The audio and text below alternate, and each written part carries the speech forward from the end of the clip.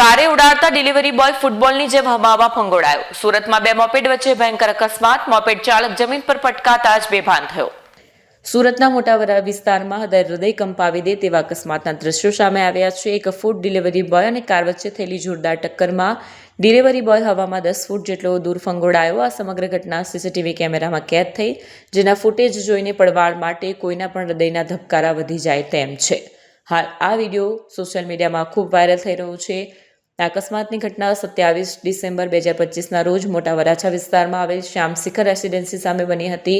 એક food delivery boy પોતાનો moped લઈને ડિલિવરી આપવા જઈ રહ્યો હતો, ત્યારે સામેથી એક પૂરપાટ ઝડપે આવી રહેલી કાર સાથે તેની ધડાકાભેર ટક્કર થઈ હતી.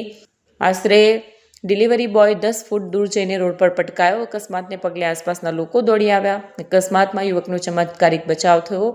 સારવાર થઈ. આ ગંભીર ટક્કરમાં બોયને શરીરે ગંભીર ઇજાઓ પહોંચી હતી. જોકે આટલી ભયાનક ટક્કર હોવા છતાં ફૂડ ડિલિવરી બોયનો ચમત્કારિક બચાવ થયો, જે અત્યંત રાહતના સમાચાર છે.